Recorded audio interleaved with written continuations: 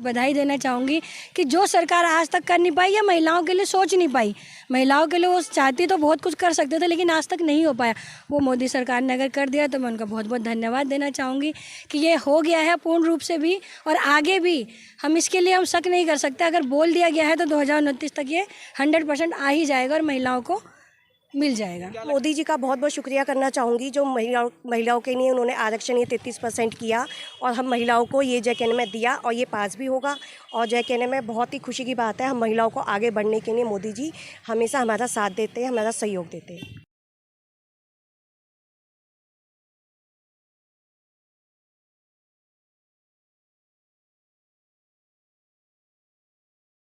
कल का दिन महिलाओं के लिए खास बन गया क्योंकि संसद के पहले दिन ही मोदी कैबिनेट ने जो महिलाओं को तोहफा दिया है 33% आरक्षण, जो महिला आरक्षण बिल है उसको पास कर दिया गया है और अब 181 सीटों पर महिला नज़र आएंगी। यहाँ पर कुछ महिलाएं हमारे साथ मौजूद हैं, इनसे जानेंगे कि ये किस नज़रिए से देखती है महिला आरक्षण बिल को। मैम नमस्कार। नमस्कार। क्या नाम है मैम आपका? निधि गुप्ता।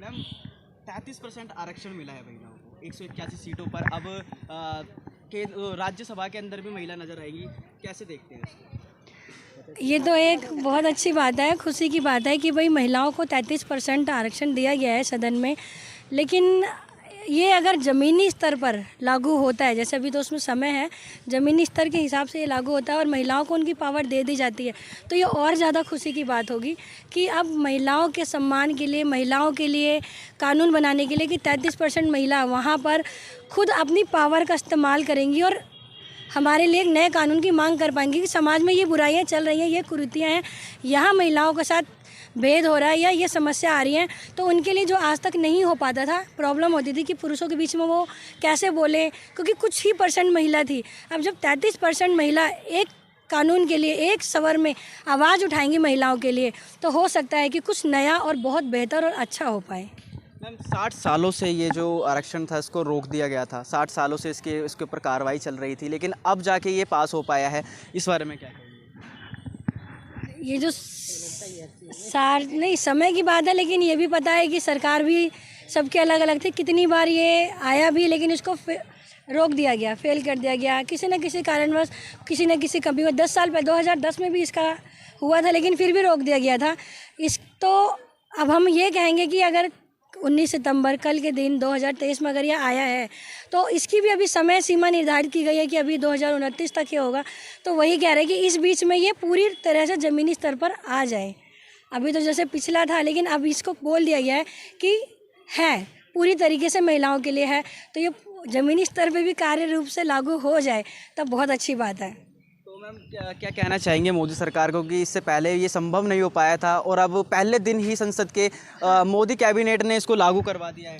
इस चीज़ के लिए तो मैं बहुत बहुत हार्दिक धन्यवाद, बधाई देना चाहूँगी कि जो सरकार आज तक कर नहीं पाई या महिलाओं के लिए सोच नहीं पाई, महिलाओं के लिए वो चाहती तो बहुत कुछ कर सकते थे लेकिन आज तक नहीं हो पाया, वो मोदी सरकार ने अगर कर दिया तो मैं उनका बहुत बहुत धन्यवाद देना चाहूँगी कि ये हो गया है पूर्ण रूप से भी और आगे भी हम इसके लिए हम शक नहीं कर सकते। अगर बोल दिया गया है तो 2029 तक ये 100% आ ही जाएगा और महिलाओं को मिल जाएगा। क्या लगता है मैम 24 के इलेक्शन में इसमें बीजेपी को कुछ फ़ायदा होने वाला है इस चीज़ को लेके?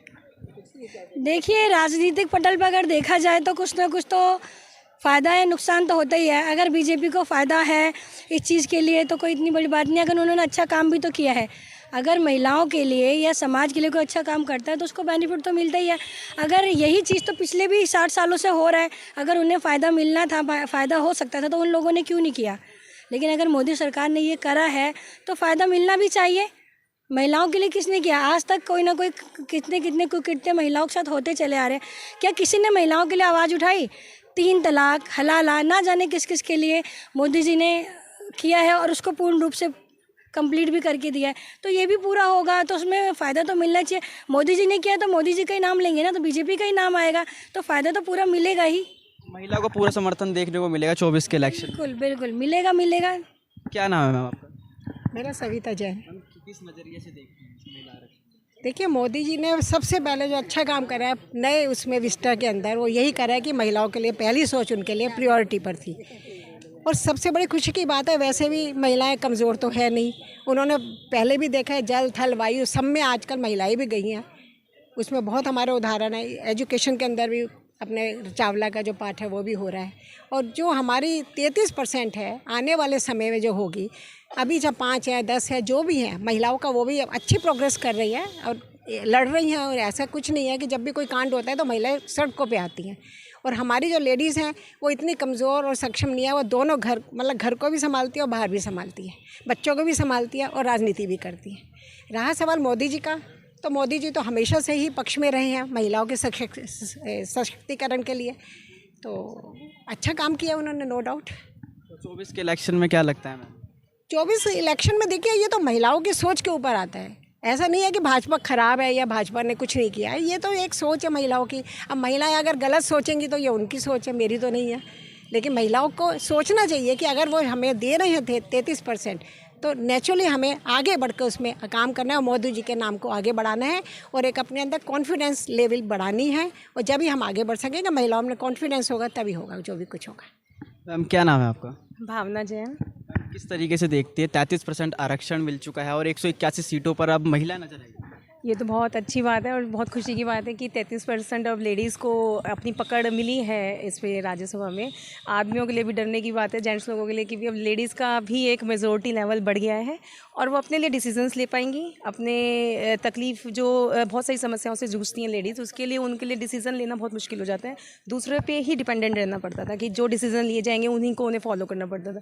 लेकिन अब वो अपने लिए स्टैंड ले सकती हैं और काफ़ी चीज़ों से अपने आप को बाहर निकाल सकती हैं। मैम क्या नाम है? मेरा नाम रानी शर्मा है।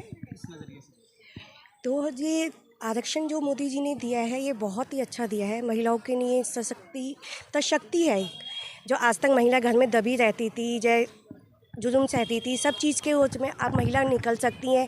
कंधे से कंधा मिला के पहले भी काम करती थी, अब ज़्यादा काम कर सकती हैं। जो दबी रहती थी घर में, चीज़ नहीं करना, जय दबाव रहता था किसी तरह का, अब किसी तरह का दबाव नहीं है। आगे जाके जय के में राजनीति में भी आ रही हैं, ऑफिस भी संभाल रही हैं, घर भी संभाल रही हैं, बच्चों को भी, सब चीज़ में महिला सबसे आगे हैं। तो मैं तो मोदी जी का बहुत बहुत शुक्रिया करना चाहूँगी, जो महिलाओं के लिए उन्होंने आरक्षण ये 33% किया और हम महिलाओं को ये जय में दिया और ये पास भी होगा। और जय कहने में बहुत ही खुशी की बात है, हम महिलाओं को आगे बढ़ने के लिए मोदी जी हमेशा हमारा साथ देते हैं, हमारा सहयोग देते हैं। तो इस बार 24 के इलेक्शन में पूरा समर्थन देखने को मिलेगा महिलाओं को? बिल्कुल समर्थन मिलेगा महिलाओं। तो जो है मोदी जी जो कहना में बहुत अच्छा काम कर रहे हैं।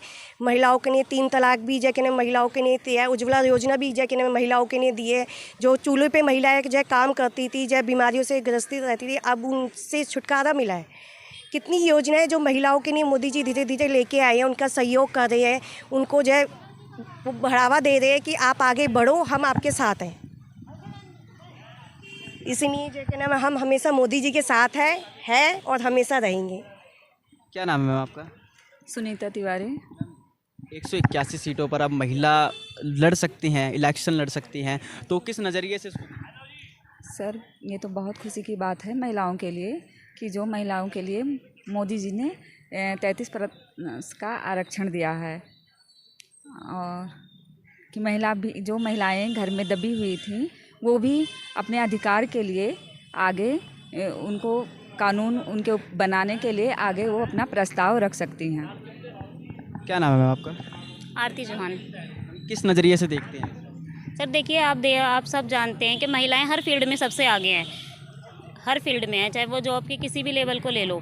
तो महिला दबी तो किसी भी एंगल से है नहीं। आज के टाइम में महिला पहले ही सशक्तिकरण के लिए बनी हुई है। वो पहले से ही घर की शक्ति के रूप में बनी थी, फिर बाहर भी निकल गई। और जितना कि अब मोदी जी जो सपोर्ट कर रहे हैं, मोदी जी ने जो सीटें निकाली, इससे उनका प्रोत्साहन और बढ़ेगा। उनको ये एहसास होगा कि हाँ, हमें और मिल रहा है कुछ करने को, तो हमें करना चाहिए। और अगर वो करते हैं तो बाकी जो महिलाएं घर में दबी हुई हैं उनको भी हौसला मिलेगा कि हाँ, हम आवाज़ उठानी चाहिए। और उनकी आवाज़ अब संसद तक पहुँचेगी इन महिलाओं के जरिए जो वहाँ खड़ी होंगी। 24 के इलेक्शन में पूरा समर्थन देखने को मिल सकता है इस बार महिलाओं को? बिल्कुल फुल सपोर्ट मिलेगा महिलाओं का, क्योंकि देखिए जो भी कर रहे हैं मोदी जी महिलाओं के लिए, तो महिला भी सपोर्ट पूरा करेंगी। तो देखा आपने किस तरीके से हमने यहाँ पर कई महिलाओं से बात करी और उनसे जाना कि जो महिला आरक्षण बिल है उसको लेकर इनकी क्या राय है। आपकी क्या राय है, एक बार कमेंट सेक्शन में ज़रूर बताएं। बहुत बहुत धन्यवाद।